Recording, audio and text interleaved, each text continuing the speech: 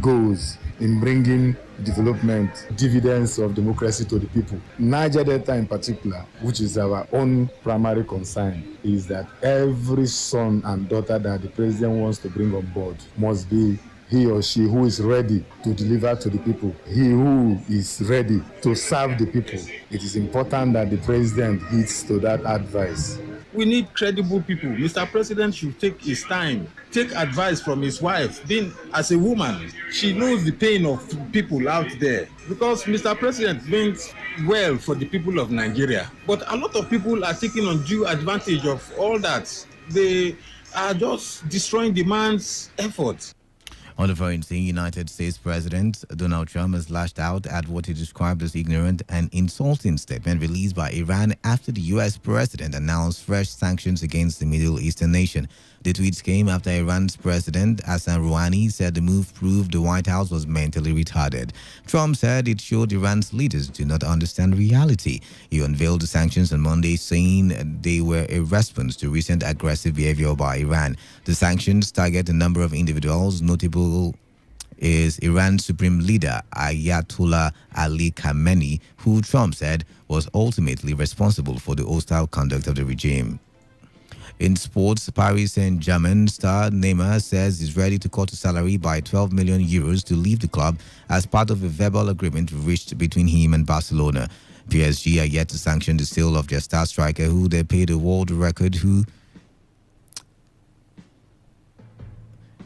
with 202 million euros to sign from Barca only 2 years ago. But Neymar is reportedly eager to return to Spain, and Barcelona are prepared to take him back with a reported 5-year contract which has been agreed. The newspaper says the terms include Neymar reducing his salary from around 36 million euros at PSG to the 24 million euros he received at Barcelona in 2017, while also dropping his 26 million euro court case against the Catalan club.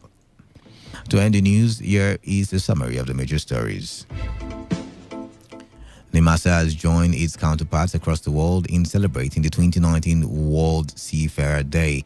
The alleged killing of a suspected cultist by OSPAC has caused controversies in the Gruta community in Ikoyi local government area of Rivers State.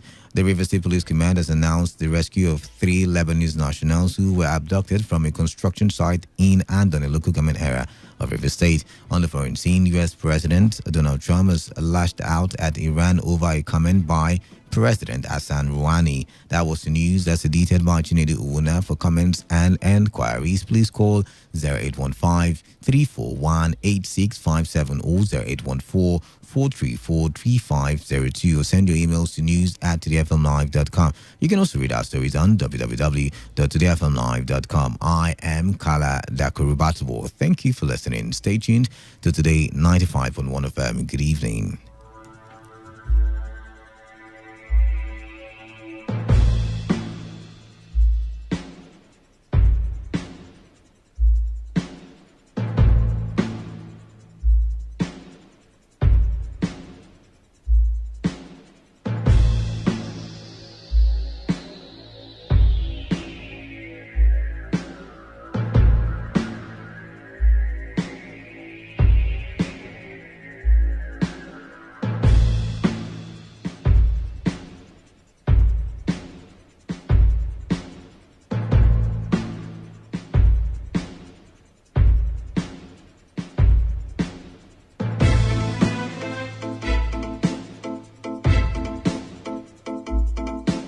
This is Today 95.1 FM, Port Harcourt, voice of the people.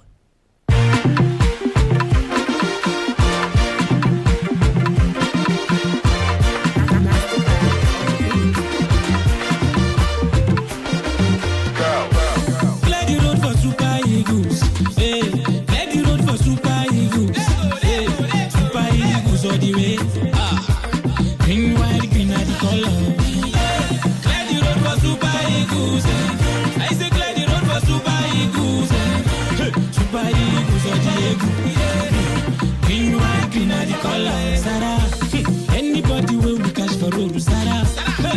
If you cash Argentina, na Sarah. Anybody will we cash for road, Sarah. Because we go teach them a lesson, no lie. I said people them, put them for Kolo, Jara. road, oh, yawa. Triple them, put a for colo, jara.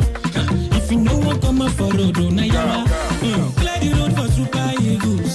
Hey.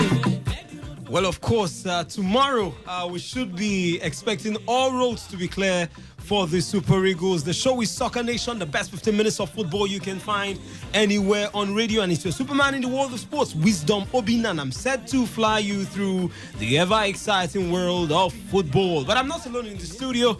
I've got Chidubem Njoku. Chidubem, welcome to the show. Clear the road for Super Eagles. Yeah, that's the way we go about it this evening. Super Eagles all the way. Tomorrow, we're getting the business done. 3 points, 3 goals, we're qualifying. Well, that's Chidubem there, hopeful that it's going to be that way. But of course, tomorrow, before we come back here by just past 6, after the news, we should have actually seen that game. But a whole lot of stories on the menu. We hear some problems leading to that game. We kick off first from the local scene.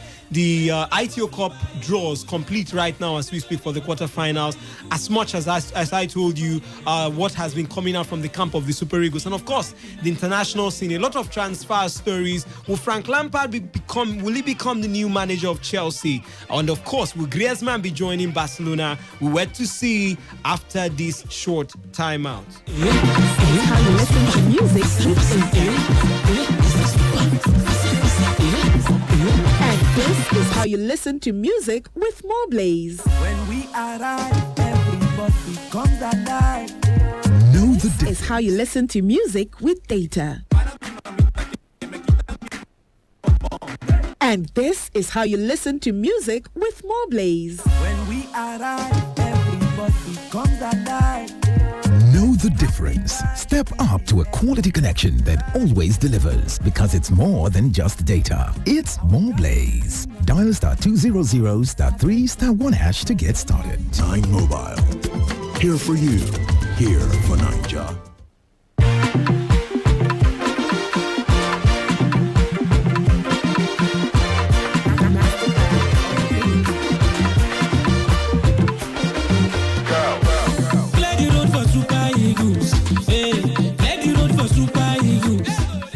Well, of course, straight off we kick off with the ITO Cup, where the draws now are complete, and our own Rivers United here in the state will be facing Lobby Stars in what some have categorized as the end of the road for the Rivers-based side, the Jewel, Pride of Rivers, they call them. But Kano Pillars would also be, they actually edged Kwara United yesterday 4-3 on penalties to get to the quarter-final stage, and they would be facing Aklu Sendi right there. Chidubem, let me come to you on this one. Our own Rivers United against, of course, Lobby Stars.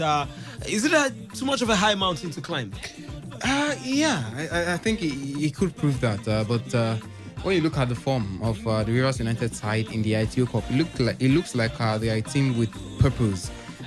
They've got their work cut out, and they know that already. When you've got the Lobby Star side, star-studded sides as well, Kelke Stars, Lim is there as well. You've got the strong man at the back, Solomon Kwambe, and a whole lot of them. I mean, this is a side that went as far as the group stages of the CAF Champions League. A big team, a team as big as Mamelodi Sundowns at home, and that tells you how a quality side they are. So I think for Rivers United, they will be banking on the good performances they've recorded so far in the competition. But like I said earlier, the goals seem to be drying up with every match, from 4 goals for Timber Loaded FC, reduced to 3 goals with Aqua United, and then 2 goals with Warri Wolves. Maybe it might just be 1 goal victory for Rivers United, but I think that the star quality of Lobby Stars will just shine through. All right, in the other fixtures, Tornadoes will come up against Smart City. That one will be holding right there in Ilorin. Insurance will take on Calabar Rovers, and of course, Kano Pillars will face off against Aklo Sendi.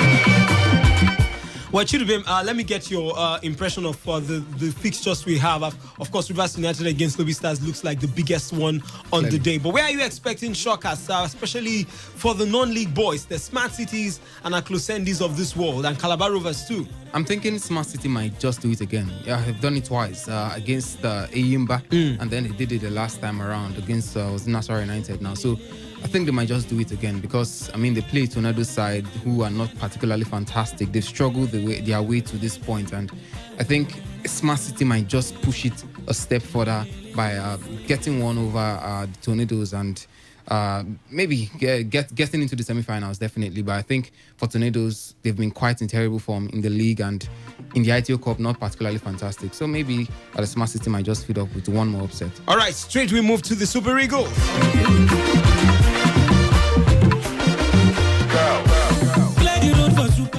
Well, the Super Eagles players will hear Sean Tuesday's press conference. That's today, ahead of the next Group B clash against the Silly National of Guinea, built for the Alexandria Stadium on Wednesday, as they were locked in a meeting to deliberate on the known payment of their bonuses and allowances. Vice captain of the side, Ahmed Musa, was expected to attend Tuesday's pre-match conference along with the team's coach, Genot Rowe, but stayed back at the hotel with the rest of his teammates to discuss the issue. Chidubem, do we need this kind of issue right now? It's just barely 24 hours, not even up to 24 hours to that game. This kind of issue, isn't it more like a distraction for the side?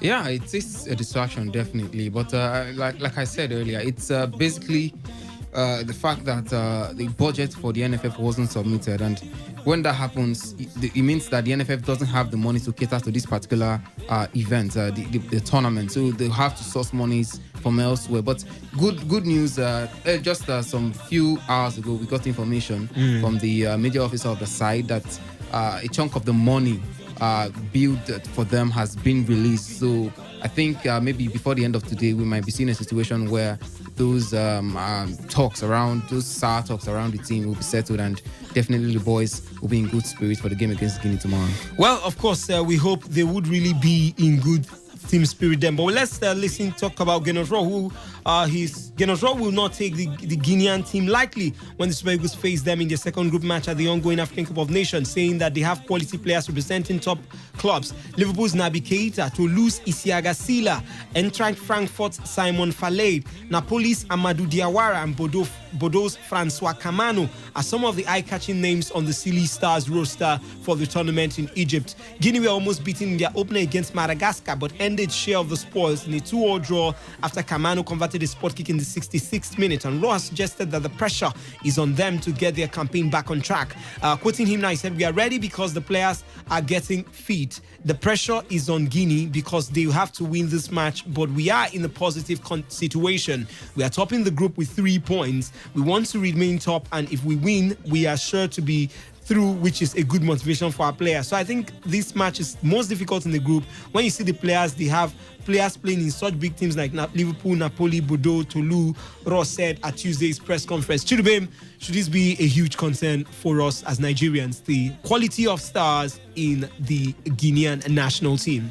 Well, it looks like for whatever the Guineans are going to bring to the table, we've also got enough quality in our side to counter whatever they have. I mean, Naby Keita, not the fittest of Naby Keita anyways, but he's there. We've also got good players that could also stand up to that tax. We've got Wilfred Onyeindidi, who's one of the best tacklers in the EPL these days. We've got a certain Ogone Karetebo doing very well for Stoke City, voted player of the season.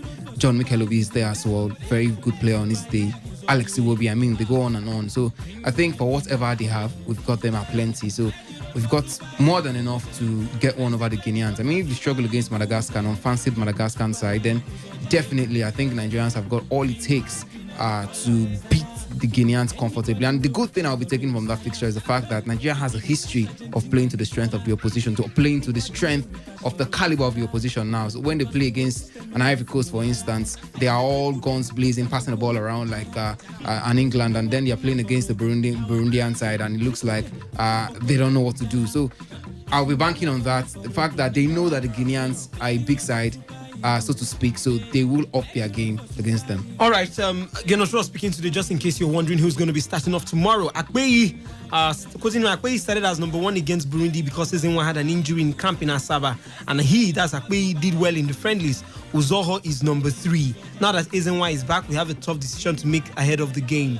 Akpeyi performed well against Madagascar, but of course, Akpeyi would be starting as in goal come tomorrow. For all those who are thinking, is he going to be the one? It's going to be someone else. But let's tell you, just before we rush off to the international scene, that Grimsby Town have completed the signing of Nigerian forward Moses Obu as they continue to shape their squad for the 2019-2020 season, making him their third signing. Obu, who can play in several attacking positions, was reported to be a target for the town during the January transfer window. However, after leaving Swedish club IK Sirius for a second time, he opted for a move to Al Ain in Saudi Arabia. A few months later, though, and Obu is finally, of course, a Marina.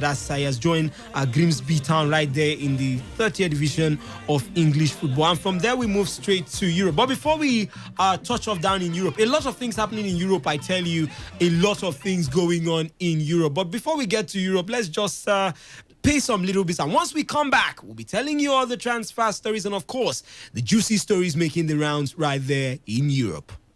This is how you listen to music with data.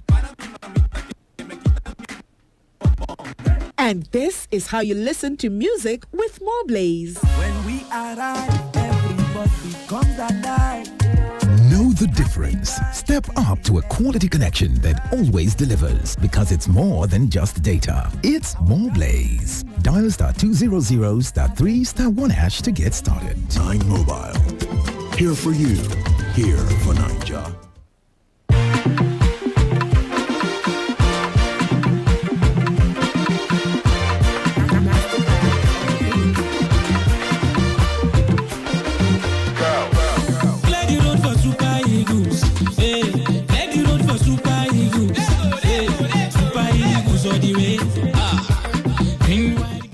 Well, of course, welcome back. The show is still Soccer Nation, the best 15 minutes of football you can find anywhere on radio. And of course, in Europe, we start off with this one where Chelsea have been given permission to speak to Derby boss Frank Lampard about their vacant manager's job position. Chiduben, finally, Chelsea will be having a chance to discuss with their man. Good one for the Blues.